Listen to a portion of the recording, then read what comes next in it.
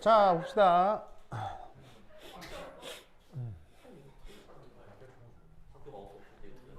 아이고. 자, 앞서까지의 뭐냐면, 표 1이다, 표 2다, 표 3이다 해서 파동함수, 그 다음에 앵귤러 파트, 레디얼 파트, 그 다음에 오비탈에 대한 수식을 주로 봤어야겠죠? 수식을. 자, 근데 이제 이것에 대해서 여러분들이 이제 그림과 연관을 막 지으려고 하거든요. 왜냐하면 그림을 먼저 배웠기 때문이죠. 그래서 S오비탈이라고 하면 동글동글, 그다음에 P오비탈이라고 하면 이렇게 이렇게 축방향으로 길쭉길쭉한 거, 이런 그림들을 먼저 배웠잖아요. 그래서 그 배웠던 그림들과 이 수식하고의 연관을 생각을 해보면 좀 아리까리한 것 같기도 하고 좀 묘하기도 하고 같기도 하고 그렇거든요. 그래서 그거를 이제 조금 얘기를 해보도록 하겠습니다. 자, 그래서 자, 여기 줄게요. 여기 줄게요. 네.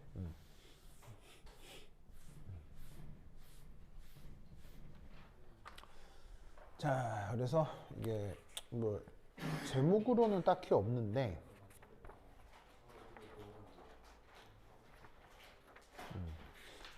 1, 2 레디얼 파트였고 3.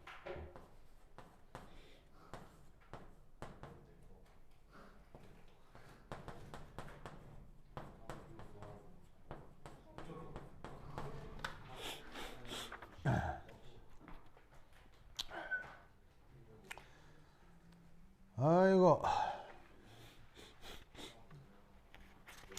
자, 오비탈을 그려 나타내는 것에 대해서 간단히 한번 얘기를 해볼게요. 자, 우선 첫 번째 1. 가장 간단한 거 몇 개만 한번 표현을 해볼게요. 바로 1s 오비탈에 대한 표현을 한번 생각해 보도록 하겠습니다.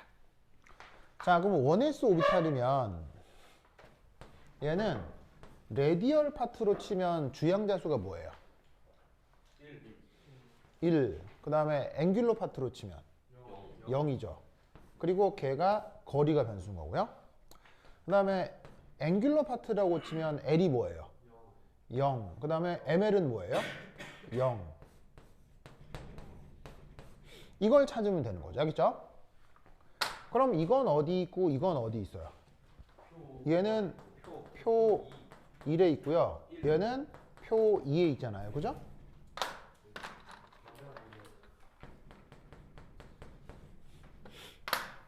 무슨 말 알겠죠? 아시겠죠? 알겠죠? 그러면 이때 여기에서 이건 뭐고 이건 뭔지를 찾으면 되는 거죠. 알겠죠? 그걸 찾으면 R 원제로가 거기 뭐라고 돼 있을 거냐면 아니 이게 표 2고 이게 표 1이고 그래서 표 2에 뭐라고 돼 있을 거냐면 바로 2 곱하기 Z의 A0 2분의 3승의 익스포넨셜 마이너스 2분의 1로 요 가지가 표 1이고요. 곱하기 표 1에 있는 앵귤러 파트는 뭐라고 돼 있을 거냐면 뭐라고 돼 있냐? 거기 보시면은 루트 4파이분의 1로 그냥 상수로 표현해요.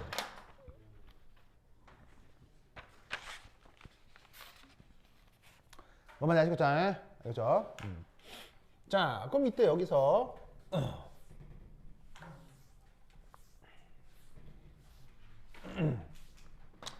이제 얘를 조금 정리를 하면 얘하고 얘하고 곱해지면 바로 어떻게 될 거냐? 루트 파이분의 1에 A0의 Z의 2분의 3승.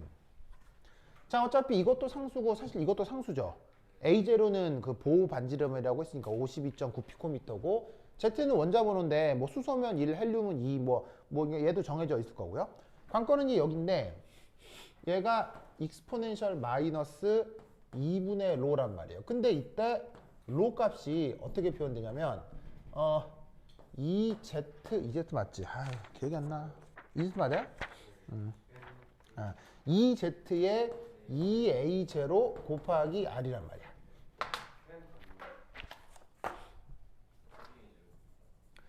1이란 말이야. 왜냐면 주양자 수가 이 자리에 들어가야 되죠. 그래서 주양자 수가 1이니까 여기 그러니까 이런 걸 외울 필요 없어요. 외울 필요 없고 필요하면 문제에서 수식을 주니까 주어져 있는 수식을 활용만 할 수 있으면 돼요. 외울 필요는 없어요. 그래서 이때 뭐 예를 들어서 얘를 여기에 넣어주면 최종적으로는 요거에 이렇게 해놓고 여기 얘를 넣으면 드디어 마이너스 A0의 Z 곱하기 R 1이 된다 이런 말이죠. 무슨 말 알겠죠? 알겠어요? 네. 알겠죠? 자, 그런데 이때 얘가 그래서 알고 보니 결국 뭔 거예요? 무식이 상수에 지수에 마이너스 뭐 무슨 상수의 R 뭐 따지고 보면 결국 이런 거잖아요. 무슨 말 알겠죠? 그러면 관건은 어떤 함수만 그려주면 돼요? 이퀄 마이너스 익스포넨셜 함수 요것만 그릴 수 있으면 되는 거 아니에요? 무슨 말 알겠죠? 그러면 얘를 그림으로 그릴 때 얘 같은 경우는 요거에 대해서 그림을 어떻게 그려주면 되겠어요? 뭐 이렇게 그리면 되는 거죠.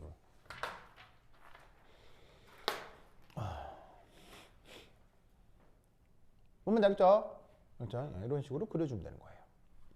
x, y축이랑 만나는 거예요. 지수함수는 0이 돼요? 0이 안 돼요?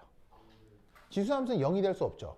0이 될 수 없기 때문에 R이 점점점 멀어질수록 작아지는 건 맞는데 0이 되진 않아요. 그러니까 영원히 계속 가는 거죠. 무슨 말 알겠죠? 자, 그런데 이때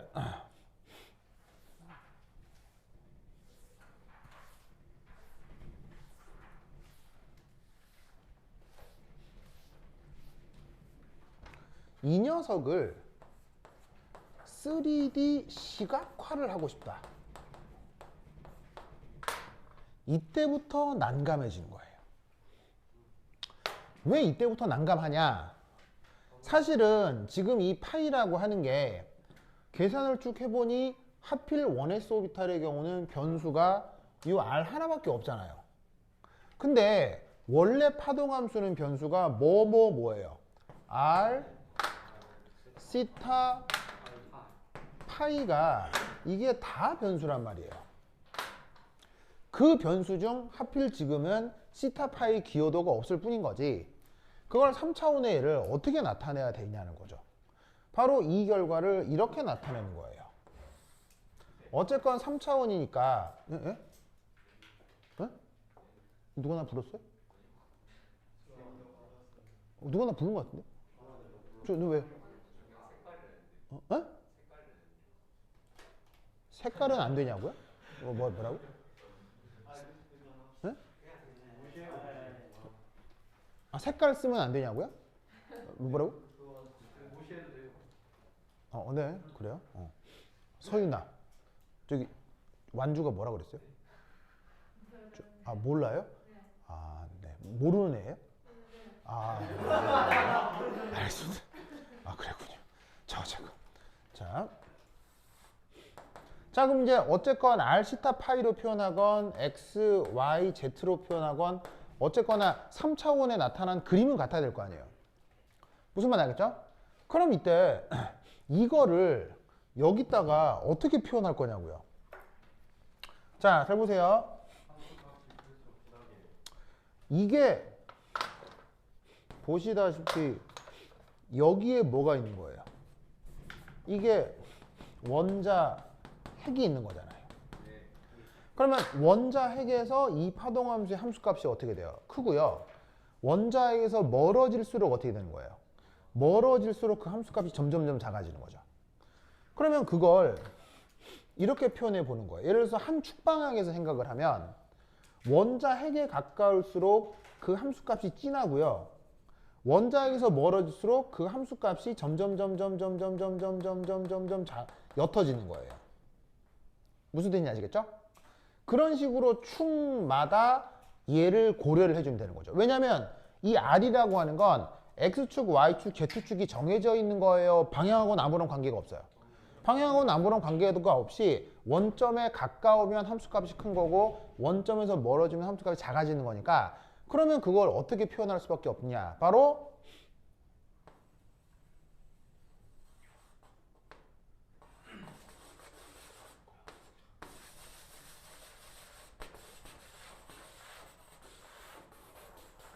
이렇게 표현할 수밖에 없는 거예요.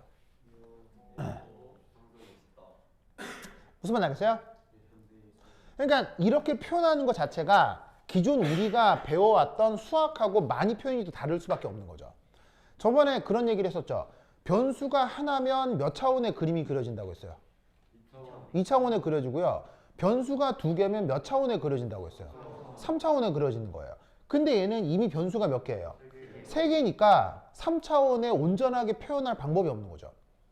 그래서 어떻게 그 함수값을 각 위치에서 뭐로 표현한다? 이런 식으로 색깔로 표현하는 수밖에 없는 거예요. 그래야 겨우 어쩌고 저쩌고 이렇게 시각화가 가능한 거죠.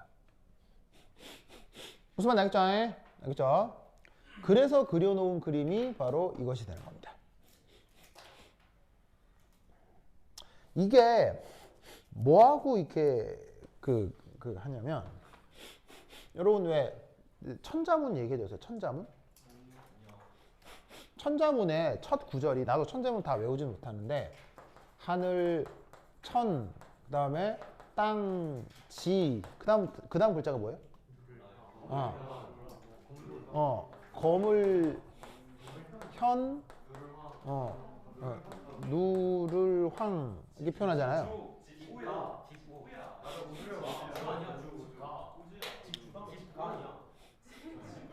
이렇게 되잖아요. 근데 여기서 하늘, 땅 다 좋아요, 그렇죠? 하늘, 땅 다 좋은데 누르타 이게 다 좋은데 이게 무슨 말일까요? 거물현? 거물현? 현? 이걸 잘 모르더라고요.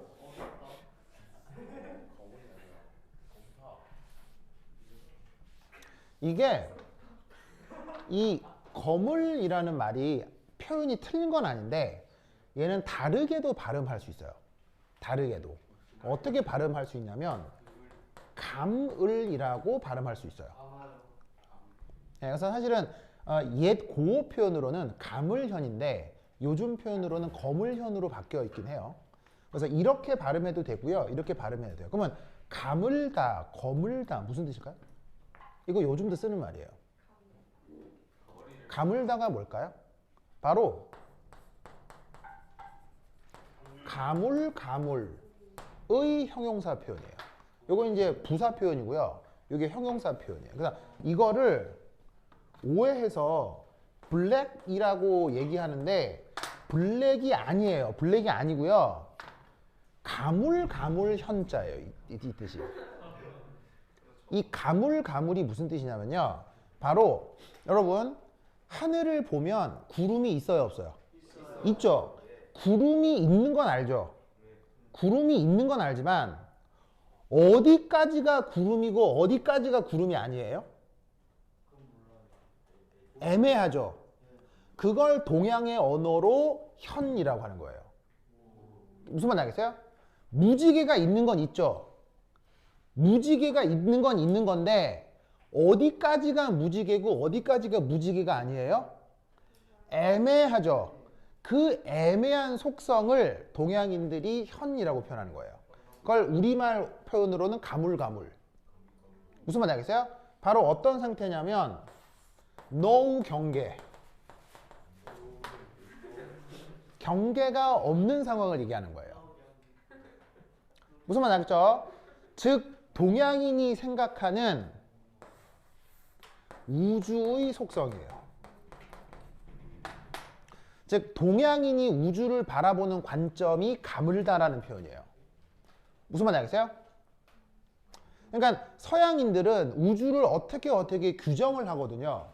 원자다, 분자다, 막 물질이다, 에너지다. 그래서 구분을 하는데 동양인들은 이미 3000년 전부터 그런 구분이 좀 애매할 수 있다라는 표현을 쓰는 거예요. 무슨 말인지 알겠어요? 근데 이게 놀라웠게도 20세기가 들어서면서 19세기 말부터 서양 철학에도 변화가 생기는 거예요. 특히나 자연과학에서. 바로 뭐다? 예를 들어 아인슈타인의 특수상대성 이론에 의하면 물질과 에너지는 구분되는 거예요? 교환될 수 있어요? 가문 거예요. 가물가물한 거예요. 그리고 여러분 가시광선은 스펙트럼 분석하면 명확해요? 가물가물해요? 그거예요. 무슨 말인지 알겠어요? 그래서 이 오비탈도 어떻게 표현하는 것이 자연을 설명해 준다? 이렇게 가물가물하게 표현해 주는 게 자연을 더 제대로 설명해 주는 방법이라는 걸 서양 사람들은 20세기가 들어서 수학의 도움으로 발견하게 된 거예요. 근데 동양인들은 이미 3000년 전부터 자연을 그렇게 봐온 거예요. 무슨 말인지 알겠어요? 그래서 이 자연과학은 매우 유교 철학과 노장 철학에 굉장히 닮은 점이 많아요. 무슨 말인지 알겠어요? 굉장히 닮은 점이 많아요. 그래서 내가 유교 철학과 노장 철학을 좋아하는 거예요. 왜? 나는 자연과학자니까. 무슨 말인지 알겠죠? 그러니까 사실은 서양 사람들이 물질이다, 에너지다 라는 걸 딱 이분법적으로 생각한 이유가 뭐예요? 딱 이분법적으로 생각하는 어떤 근원에는 바로 서양 사람들이 규정하는 신. 서양인들의 신은 다원신이에요? 유일신이에요? 유일신이죠. 그러면 서양 사람들은 이미 나의 신을 믿느냐 안 믿느냐로 이분법적으로 생각하는 거예요. 그러니까 서양 사람들은 고전역학적으로 항상 모든 걸 이분법적으로 있다 없다 이렇게 딱 구분을 하는 거예요. 근데 그렇게 구분했더니 이상한 것들이 막 나타나기 시작하거든요. 그래서 만들어진 게 양자역학이고 최근에 통계연력학인 거예요. 통계연력학과 양자역학은 있다 없다로 구분하는 게 아니라 있다 없다로 구분하면 좀 촌스러워 라고 표현하는 게 바로 얘기하는 게 양자역학과 통계연력학인데 이게 수학을 통해 서양에서는 20세기 때 나온 걸 동양에서는 3000년 전부터 이런 생각을 해왔던 거예요. 무슨 말인지 알겠죠? 알겠죠? 그런데 이런 얘기를 하면 서양 사람들은 이해를 잘 못해요. 지금 내가 하는 이 얘기 있죠? 서양인들 중엔 특수하게 대학 교육 이상을 받은 사람만 이런 얘기를 이해할 수 있어요. 서양 사람들은. 근데 우리 동양인들은요, 이런 얘기 했을 때 뭐 되게 거부감이 있어요. 뭐 당연한 거 아니에요. 자, 지금 이 얘기 되게 이상해요. 뭐 당연한 거예요. 되게 당연하죠. 이게 동양인들이 서양인들보다 앞서갈 수밖에 없는 이유예요. 이 얘기를 이해하려면 서양 사람들은 어렸을 때부터 이 얘기를 이해할 수가 없어요. 왜냐하면 서양인들은 어렸을 때부터 어떤 환경에서 커요? 서양 사람들은 철저하게 기독교적 세계관에서 크죠. 서양 사람들은 어렸을 때 굉장히 이분법적인 사고로 크는 거예요. 이분법적 사고로 크다가 고등학교에서 대학으로 넘어가면서 그때 양자역학과 통계역학을 접하면서 이분법적인 사고가 어떤 한계가 있을 수 있다는 걸 배우게 되거든요. 생물학 같은 걸 배우게 되면서. 그러면서 서양 사람들은 이런 생각을 대학을 진학하면서부터 고등교육을 받은 사람만 이런 생각을 하기 시작해요. 그래서 서양 사람들 일반 대중은 굉장히 무식해요. 굉장히 무식해요. 우리가 봤을 때는 말이 안 통해요. 정말이에요. 그런데 우리 동양인들은, 근데 여기서 동양이라고 하면 어느 나라를 얘기하겠어요? 거의 유일하게 우리나라밖에 없어요. 왜요? 중국에 이런 생각을 한다 안 한다? 중국 사람들은? 안 합니다. 왜 안 하게요?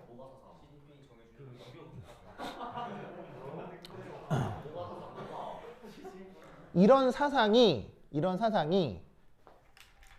중국에서도 사실은 이런 사상을 가지고 있었었는데 1960년대 문화 대혁명 때 이런 사상과 이런 사상을 교육해 줄 수 있는 철학자들과 예술가들과 교육자들을 문화 대혁명 때 모택동이 2천만 명을 죽여버렸어요.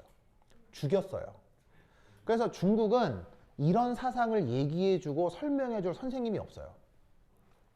그래서 중국 사람들은 일반 대중은 이런 생각을 하는 사람들이 극소수예요. 그리고 일본도 이런 생각 할까 안 할까요? 일본도 이런 생각 안 해요. 왜 안 하죠? 여러분 일본에서 19세기 말에 있었던 대표적인 역사적 사건이 뭐예요?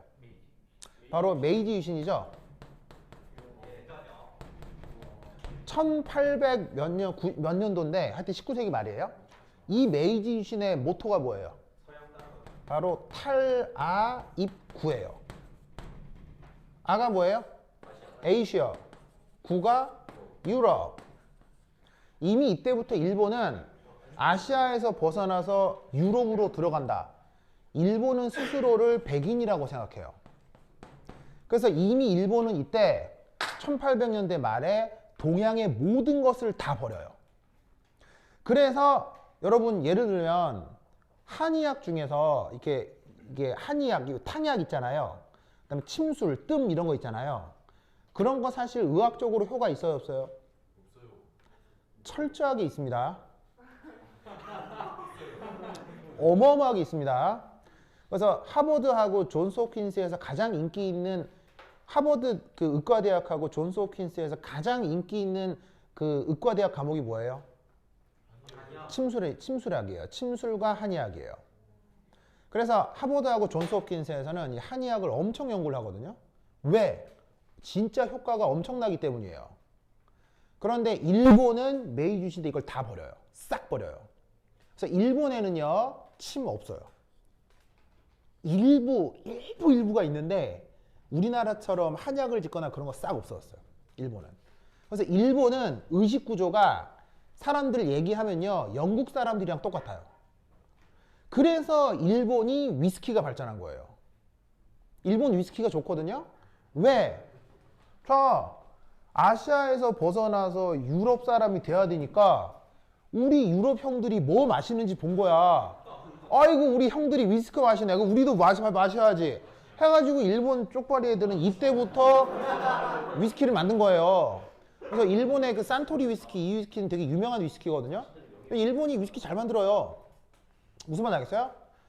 근데 솔직히 뭐 위스키 그거 뭐 서양 술이지 뭐 우리나라에 더 맛있는 술이 있어 없어요? 우리나라 술 미친 술 진짜 미치게 맛있는 술 많아요. 이게 무슨 말 알겠죠? 근데 일본은 그런 나라가 된 거예요. 그러니까 여기서 아시아라 하면 결국 어느 나라 한 나라 남은 거예요. 우리나라 한 나라 남은 거예요, 사실은. 왜 노벨상이 없느냐? 왜 노벨상이 없냐면요.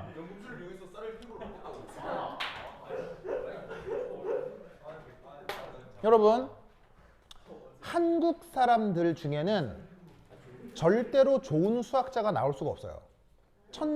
한국에서는 천재 수학자가 나올 수가 없어요. 왜일까요?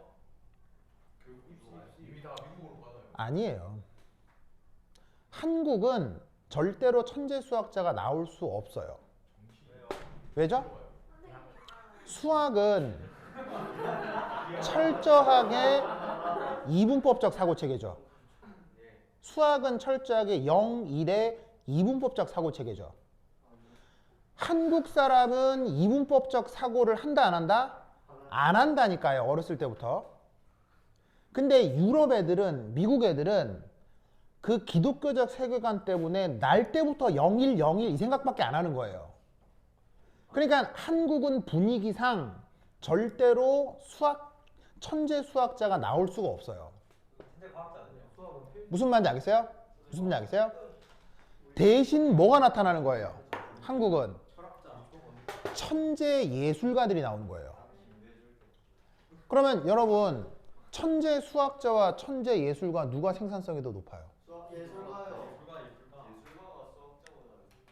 예를 들면 봉준호 감독의 생산성 생각해 볼까요?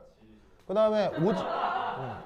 다음에 오징어 게임의 생산성, 무슨 말인지 알겠어요? BTS의 생산성. 자, 그걸 넘어설 수 있는 수학자 많지는 않을 거예요. 무슨 말인지 알겠어요? 물론 이걸 뭐 정확하게 정량적으로 계산할 수는 없지만, 물론 이게 내가 수학을 폄하하는 건 아닌데 문화 영역마다 다른 게 꽃피어진다는 얘기예요. 무슨 말인지 알겠어요? 그래서 대한민국은 기본적으로 수학 자체가 아주 융성할 수기 좀 어려운 건 아닌데 조금 뭐 별 신경을 쓰지 않는 그런 것에 대해서 별 신경을 쓰지 않는 문화 환경이라고요. 그래서 대한민국의 수학과 과학은 어떤 식으로만 발전했다? 100% 실용화. 당장 돈 되는 거 알겠어요? 그게 인간에게 가장 중요한 거라고 우선 생각한 거예요. 근데 여러분 인간에게 돈 되는 건 중요한 거예요, 안 중요한 거예요? 이거 폄하하면 안 돼요. 인간에게 돈 되는 건 세상에서 제일 중요한 거예요. 그래서 결국 우리나라가 소니 잡아먹었죠. 모토로라 잡아먹었죠. 무슨 말인지 알겠어요? 그 다음에 일본의 모든 기업을 다 잡아먹을 수 있었던 거. 그리고 유럽과 뭐냐면 미국의 모든 대기업들을 한국이 지금 다 잡아먹고 있는 상황이죠. 뭐 때문이에요? 한국 사람들은 실용화가 중요하다고 생각하기 때문이에요. 그래서 결국 어떻게 되고 있어요? 한국의 모든 대기업들마저 다른 모든 전 세계 기업들을 다 잡아먹고 있죠. 무슨 말인지 알겠어요? 그러니까 한국 사람들이 실용화에 방점을 둔다는 건 절대로 단점이 아니에요. 근데 노벨상 연구는 당장 실용화하고 관계 있어 없어요? 당장 관계가 없기 때문에 한국 사람들이 관심을 안 둔 거예요. 무슨 말인지 알겠어요? 그래서 노벨상이 안 나온 거지 한국 사람들이 멍청해서가 아니라고요. 근데 전 세계에서 뭐 한번 해볼까 했을 때 제일 빨리 하는 게 전 세계 어느 나라 사람들이에요? 한국 사람들이죠. 이제 한국 사람들이 노벨상 한번 타볼까 이런 생각을 안 한 거예요. 한국 사람들이 알겠어요? 근데 한국 사람들이 노벨상 한번 타볼까 하면 어떻게 된다? 끝장나는 거예요. 알겠어요? 여러분 거짓말 같겠지만 3년 전만 하더라도 오징어 게임이 터질 줄 알았어요? 여러분들? 3년 전만 하더라도 BTS가 터질 줄 알았어요? 아무도 몰랐죠. 무슨 말인지 알겠어요? 여러분 3년 전만 하더라도 저 백인 놈의 새끼들이 곱창하고 떡볶이에 열광할 줄 알았어요? 몰랐어요? 여러분 이게 거짓말이 아니고요. 네, 떡 얘기 해줬죠? 떡 얘기 안 해줬어요? 여러분 백인들은 떡을 좋아한다 싫어한다? 좋아한다. 백인들은 떡을 굉장히 싫어해요. 왠지 아세요? 서양 요리 중에는 떡과 같은 식감이 없어요. 약간 쫀득쫀득한 걸 서양 애들은 질겅질겅하다고 표현하거든요. chewy라고 표현을 하는 건데 서양 요리 중에는 떡과 같은 식감이 있는 게 없어요. 그래서 서양인들에게 가장 낯선 음식이 떡이에요.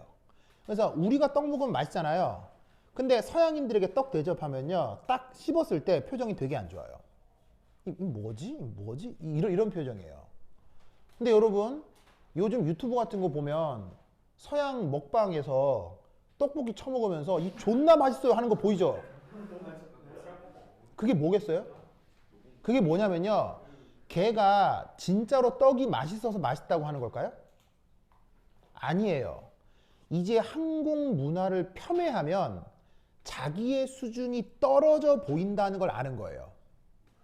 그래서 떡을 먹었을 때 맛있다라고 얘기를 해야 자기 수준이 올라간다라고 생각하기 때문에 그런 굉장히 뭐라고 할까요? 뭐라고 할까요? 되게 치졸한 모습을 보이는 거예요. 치졸하기보다는 하여튼 뭐라고 해야 돼? 뭐라고 해야 되나? 이게 간사한 모습을 보이는 거예요. 그 정도로 한국 문화가 이렇게 커질지 여러분 알았어요? 몰랐어요? 노바리 노우즈죠? 이제 여러분들 우리나라에서 노벨상 나오는 거 무슨 말 알겠어요? 알겠어요? 이걸 알아두셔야 됩니다. 그러니까 한국에서 노벨상이 나오지 않는 이유는 한국 사람들이 신경을 안 써서 그런 거예요. 무슨 말 알겠죠? 그래서 뭔가를 가물가물하게 표현하는 것, 이게 우주의 속성이라는 거예요. 무슨 말 알겠어요? 그래서 뭐 여러분 삼국지에 유비라는 사람이 있죠. 이 사람의 호가 뭔 줄 알아요? 현덕이죠. 덕이 뭐예요? 덕. 이건 덕이 뭐냐면은 이게 노장 철학에서 이 얘기하는 원리를 얘기하는 거예요. 그러니까 뭐 도덕의 덕자인데 이 덕자라고 하는 건요, 이 원리를 얘기하는 거예요. 우주적 원리를 덕이라고 하는 거예요. 노장 철학에서. 현이 뭐예요? 이현자예요. 무슨 말이냐면 유비의 호는 전 우주가 어떻게 돌아가는지 원리를 아는 사람이라 뜻이에요. 그래서 유비는 삼국 통일에 실패하는 거예요. 그래서 유비는 삼국 통일에 실패하는 거예요. 그래서 유비는 형주를 먹지 않는 거예요. 무슨 말인지 알아요? 제갈공명이 그 형주를 제발 먹으라, 제발 함락해라 라고 얘기를 해도 유비는 절대로 형주를 함락하지 않아요. 그 덕에 제갈공명이 털을 잡을 때까지 엄청나게 오랜 시간이 걸리고 그 시간 지체 때문에 유비는 삼국통일에 실패해요. 결국. 왜냐? 유비는 삼국통일에 관심 있는 사람이 아니란 얘기예요. 유비는 어떤 사람이냐면 전 우주의 질서를 관장하는 사람이란 얘기예요. 그러니까 삼국통일의 인간 세상의 질서 따위는 크게 중요하게 생각하지 않는 사람이란 얘기예요. 그러니까 인간 세계의 질서를 통합하는 삼국통일에 실패한 거고 그걸 제갈공명은 미리부터 알고 있었던 거예요. 그래서 제갈공명은 굉장히 현실적인 사람인데 자기가 유비랑 같이 일을 하게 되면 절대로 삼국통일에 실패할 거라는 걸 알았어요. 왜? 유비는 우주통합에 어울리는 사람이지 삼국통일에 어울리는 사람이 아니라는 걸 제갈공명은 알았기 때문에. 그래서 제갈공명이 유비가 찾아올 때 3번이나 도망쳤던 거예요. 그게 삼고초려예요. 무슨 말인지 알겠어요? 그래서 그 삼고초려라고 하는 거는 그냥 우연찮게 안 만난 게 아니고요. 제갈공명이 유비를 피한 거예요. 무슨 말인지 알겠어요? 그거를 유비도 알고 있었을까요? 몰랐을까요? 그것도 유비가 알고 있었어요. 왜? 우주의 질서를 아는 사람인데. 그래서 유비가 그 어떤 굴욕에도 계속 찾아갔던 거예요. 그런데 제갈공명은 유비가 무조건 실패할 걸 알았어요. 그럼에도 유비랑 같이 일을 하죠. 왜? 그 정성에 어쩔 수 없이 대답한 거예요. 무슨 말인지 알겠어요? 그래서 유비가 삼고초려 끝에 제갈공명이 유비를 따라가면서 유비가 했던 말이 뭔지 아세요? 그 누가 이거 생각이 안 나네. 삼중인가? 사람 이름이 있는데 그 누가 삼중무시기가 어리석다 얘기하겠는가? 라고 하면서 제갈공명이 현덕을 따라가는 겁니다. 그 삼중무시기 그분이 누구냐면 바로 초안지의 항우의 책사입니다. 항우의 책사 역시 항우가 실패할지 알았을까요? 몰랐을까요? 알았습니다. 누가 전국을 통일하죠? 항우가 아니라 뭐냐면은 그 한나라 한고조가 전국을 통일하죠. 항우가 실패할 걸 알았는데도 그 책사는 항우를 따라가거든요. 왜? 항우가 그 책사한테 인간적으로 사정했기 때문이에요. 그래서 실패할 줄 알았음에도 인간적인 정성에 감복하여 그 책사가 항우를 따라가듯 제갈공명도 현덕의 정성에 감복하여 제갈공명이 유비를 따라가는 겁니다. 그러면서 했던 유명한 말이 바로 그 말이에요. 동양인들의 세계관은 이렇습니다. 무슨 말인지 알겠어요? 실패할 줄 알아도 때로는 따라가는 게 동양인들의 사고입니다. 뭐에 감동해서? 인간의 정성과 인간의 어떤 무슨 말인지 알겠죠? 그거에 감복해서. 이게 동양인과 서양인의 아주 질적인 차이예요. 그래서 제갈공명의 덕으로 유비는 삼국을 통일하지는 못하지만 역사에 이름을 남기는 사람이 되긴 하죠. 무슨 말인지 알겠어요? 그 생각 때문에 사실은 삼국지 전체에서 유비가 주인공이 되는 겁니다. 역사적으로 놓고 보면 조조가 주인공이거든요. 근데 이 이야기를 만드는 그 소설가라고 할까요? 이 이야기를 만들어 놓은 여러 이야기꾼들은 이 동양적 사상 때문에 유비를 주인공으로 삼아서 삼국지를 이야기를 만든 거예요. 무슨 말인지 알겠어요? 뭔가 이 이야기 자체가 되게 감동적이다는 느낌이 있는 거예요. 감동 코드가 있는 거예요. 그래서 이 삼국지를 만든 사람들이 이런 유비를 주인공으로 만든 거죠. 그래서 아시아인들은 동양인들은 우지의 속성을 가물가물이라고 얘기를 하는 거예요. 그래서 실제로 오비타를 그릴 때도 경계 없이 그릴 수밖에 없는 거죠. 근데 이 모든 걸 전혀 교육돼 있지 않은 사람한테 이 얘기를 하면 씨알이 맥히겠어요, 안 맥히겠어요? 안 맥히겠죠. 그러니까 그림을 어떻게 그려? 아니 그냥 됐고 구형이야 이렇게 그림 얘기하는 거예요. 그냥 무슨 말 알겠어요? 구형이라고 얘기를 하고 동글동글하게 생겨서 얘기를 하는 거예요. 그냥 이 모든 걸 다 잘라버리고 그러면서 이제 나중에 뭐라고 얘기하냐면 요 안쪽으로 전자 발견 확률이 90%야. 그 경계까지만 표현한 거야 라고 얘기를 하는 거죠. 실제로는 구름의 경계가 없듯 오비탈에도 경계는 존재하지 않아요. 무슨 말 알겠죠? 그래서 그것을 이런 식으로 표현해 왔던 거예요. 근데 이게 그나마 S오비탈에서는 표현이 조금 양호한데 이게 P오비탈로 넘어서게 되면 그때부터는 더 기가 막혀요. 자, P오비탈 한번 그려볼게요. 자, 여기 있습니다. 준아.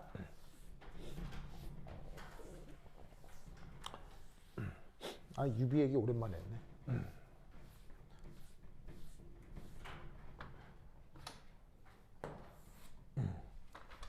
자, 두 번째. 다른 거 다 됐고 파이 2pz 한번 그려봅시다. 파이 2pz. 자, 그럼 얘는 레디얼 파트 2, 1이겠죠. 그 다음 앵귤러 파트 1, 제로겠죠. 이게 각각 어디 있냐면 얘는 표 2에 얘는 표 1에 있을 거 아니에요. 그럼 이걸 찾아봅시다. 자, 지금 몇 시죠? 12분이요? 이것만 다 하고 합시다. 자, 표 2에 표 2에 2p 오비탈 2, 1에 이렇게 되어 있네요. 2분의 루트 6분의 1 A0에 Z에 2분의 3 로에 익스포넨셜 마이너스 2분의 로 곱하기 그 다음에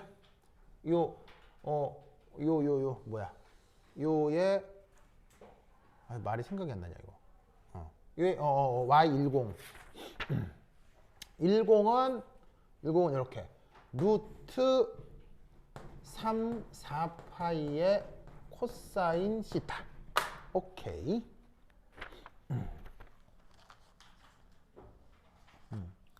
2, 1. 오케이. 그래서 보시다시피 요까지가 앵귤러 파트고 레디얼 파트고 요까지가 이제 앵귤러 파트인 거지. 무슨 말 알겠죠? 자, 그럼 이때 여기서 이 부분하고 이 부분을 이제 한꺼번에 그림을 그려야 되는 거 아니에요. 근데 생각해보면 한꺼번에 그림 그리기가 이게 매우 난감해요. 무슨 말인지 알겠죠? 매우 난감하기 때문에 이걸 따로 어떻게 그리느냐, 이 부분하고 이 부분을 따로 그리는 거예요. 따로 그려서 곱하기로 표현하는 거죠. 그러면 이 부분도 사실 어차피 이만큼 상수고 2도 상수고 여기 있는 로 자리에 결국 무슨 상수의 거리가 들어갈 뿐인 거잖아요. 그럼 이 부분만 따로 생각을 하면 이 그래프는 그냥 어떤 C라는 상수의 거리가 있고 지수의 무슨 상수의 또 거리가 있는 이런 꼴의 함수일 뿐인 거예요. 무슨 말인지 알겠죠? 그럼 이런 꼴의 함수를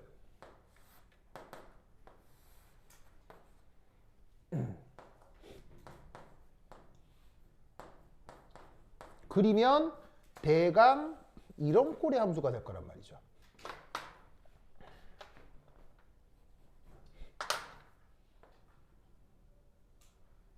무슨 말인지 알겠죠? 그 다음 코사인 시타는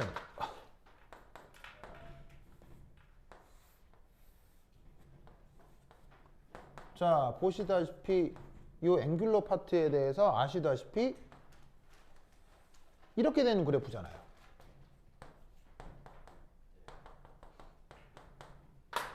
그죠?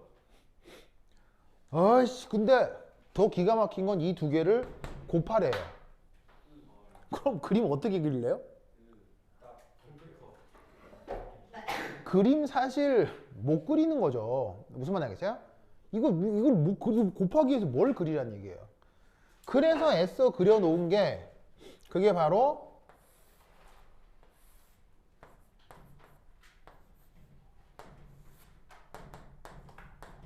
아까 얘기했던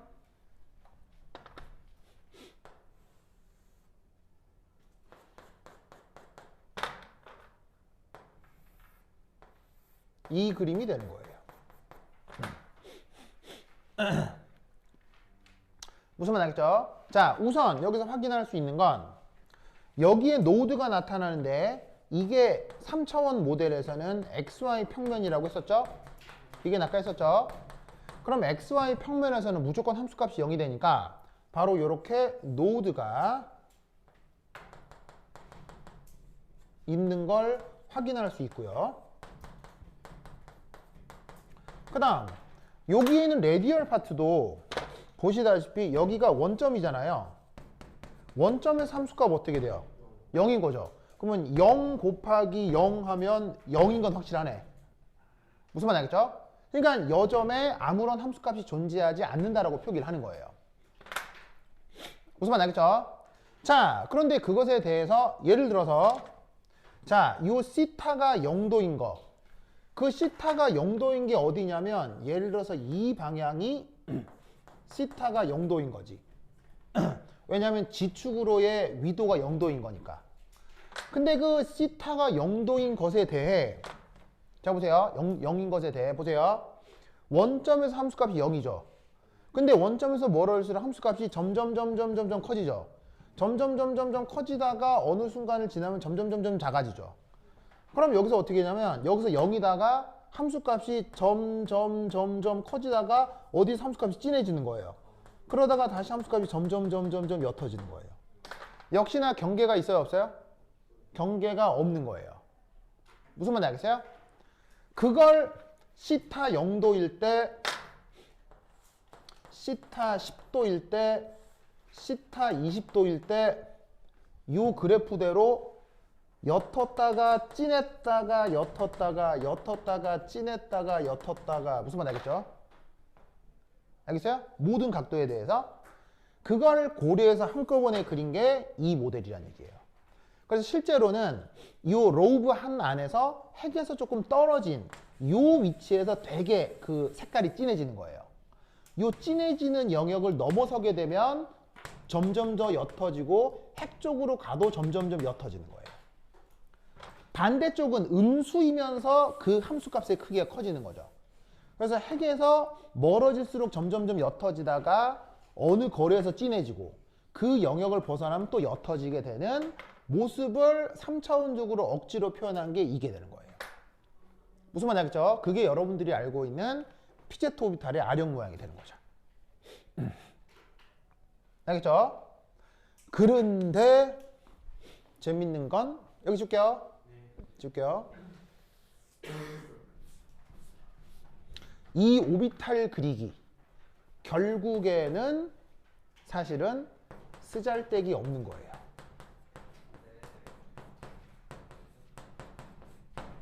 왜 쓰잘데기 없는 거냐면 예를 들어 아까 EPZ 이건 어떻게 만든 거냐면 바로 EPZ란다. EPX 이건 어떻게 만든 거냐면 아까 표 1에 나와 있는 것 중에서 자 괄호를 좀 열고 마이너스 8파이 사인 시타 익스포넨셜 플러스 마이너스 I 시타와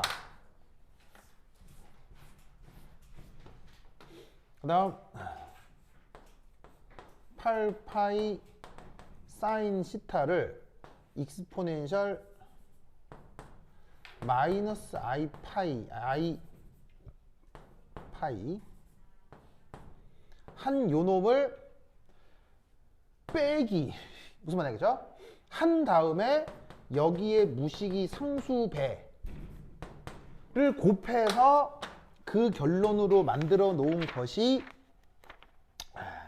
2px 오비탈의 실수 표현인 루트 3 4파이의 사인 시타 코사인 파이 이렇게 된다고 했죠? 무슨 말인지 알겠어요? 네. 그럼 잘 보세요. 원래 파동함수는 이게 오리지널이에요? 이게 오리지널이에요? 이게 오리지널이잖아요. 그럼 여러분 이거 그릴 수 있겠어요? 못 그리겠어요? 못 그리는 거예요. 무슨 말인지 알겠어요? 즉 이런 그림 자체가 물리적 의미가 있다 없다? 아무런 물리적 의미가 없다는 거예요. 무슨 뜻인지 알겠죠? 알겠죠? 그래서 그림 자체에서는 물리적 의미를 찾을 필요가 전혀 없어요. 그냥 그림이 구형이다, 뭐 길쭉길쭉하다 이런 정도만 알면 되지 그 그림이 물리적으로 무슨 의미인지는 아무런 의미가 없어요. 그러니까 더 이상 궁금해할 이유가 없다는 얘기죠. 알겠죠? 얘는 아까 여기에 있는 요 2pz는 하필 허수가 없어서 이것만으로도 그림이 그려졌거든요.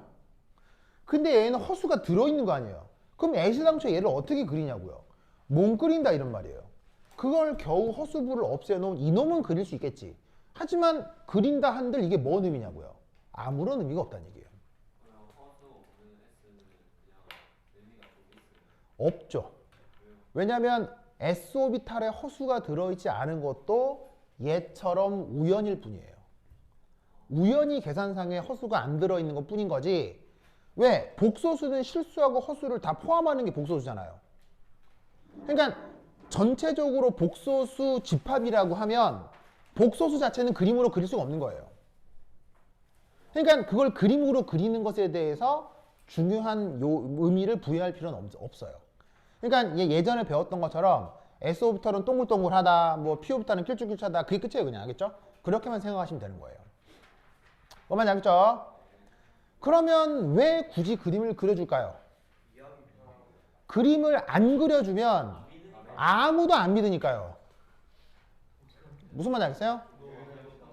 네. 그래서 진짜 전문가적인 양자역학 책에는 그림이 나온다 안 나온다? 1도 안 나와요. 전혀 나와 있지 않아요. 양자역학에 그림이 나와 있는 순간 다 거짓말이에요.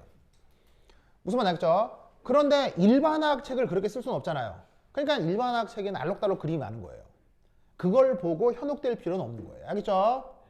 그래서 그림은 예전에 배웠으니까 이제 그림이 아니라 계산을 통해서 어떤 물리적 의미를 찾는지를 배우면 되는 거예요. 알겠죠? 그거를 이제 계속 해볼 거고요. 아시겠죠? 오케이, 됐다. 지금 몇 시죠? 25분이요? 아, 그래? 알았어. 그럼 이제 수요일 날 오실 분들은 오시고요. 수요일 날에는 유기화학을 할 거예요.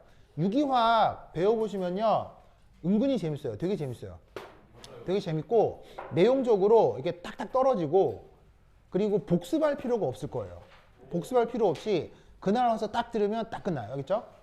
그렇게 되게 차근차근 그 내용 전개가 될 거니까 관심 있는 분들은 수요일 날 보도록 합시다. 잠깐!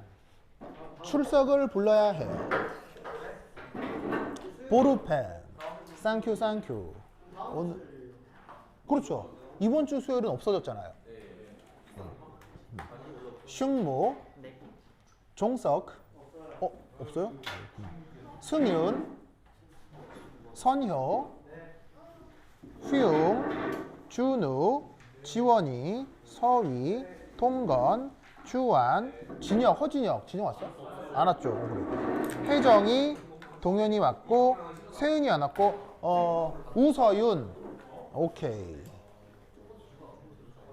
오케이, 됐다. 포멀까지. 다음 시간에 만나요. 안녕. 이거 누구 거더라? 땡큐.